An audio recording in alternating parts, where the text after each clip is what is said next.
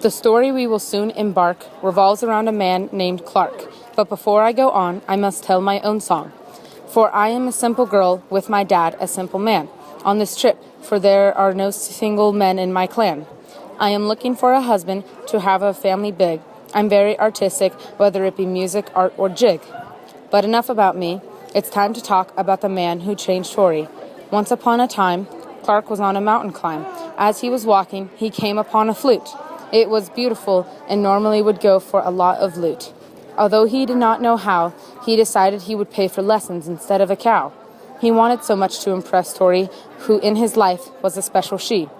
Let me take a moment to tell about her. Anytime he saw her, everything else was a blur. Her beauty was jaw-dropping. He just wanted to propose with a finger-chopping. But alas, she would never take a second look, because instead of fighting, he always had his head in a book. So Clark left the mountain and returned home. Surely he had a chance for love. He lived in Rome. Tory was the prized lady of the town. She lived in a cottage colored brown. Clark believed music was the way to her heart. She was always a big fan of the arts. Tory had beautiful golden hair, and the other boys impressed her with trapping bears. He had to learn soon, before the harvest starts to bloom. When he started lessons, he sounded like a dying cat. But with time, only few of the notes fell flat. Before he performed for her, he wanted to practice in front of his friends, a few. One of his friends said, "Clark, your song." Worried, Clark replied, "Yes, it made me feel like something was wrong." Clark was worried that his song was not good, but he had misunderstood. His friend said, "Your song was great, but it made my heart break." He got many responses the same, with many of his friends with the same proclaim. He decided to make a test and make one of his friends start getting dressed. And alas, it worked. Although he already had clothes on, his arm jerked as he started to put on a shirt over his shirt. Clark felt very alert. He did not understand why his friends were doing things just because he played in a brass band. Maybe this was a coincidence. He tested again. His other friends started to pray, "Amen." He realized that the songs he played could make people's real lives fade away. But why? Was it the way in which his fingers apply? Or was it the flute itself? He wondered as his friends started to climb on the shelf. Clark realized he should probably stop playing before they ruined the entire shop. As he stopped playing, his friends did not. He was so confused until he devised a plot. He started his instrument up, but this time he imagined them all obey like pups.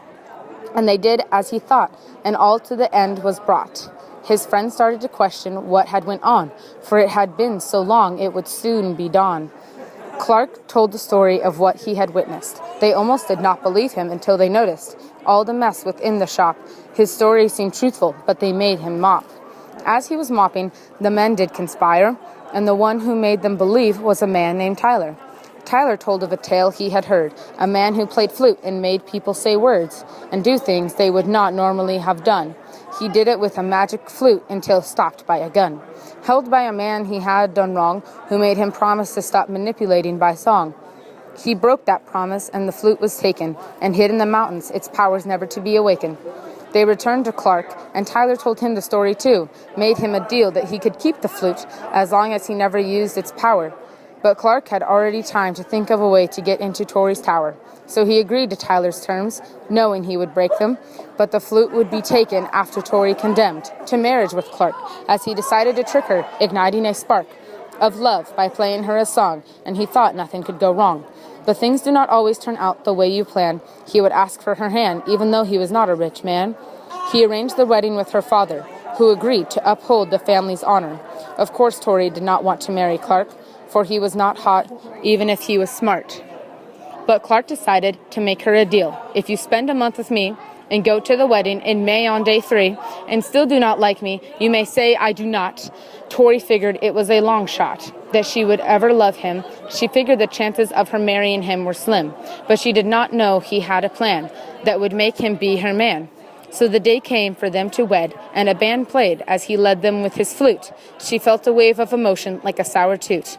As Clark thought, she will fall in love with me. And Tory did, but she wondered how this could be.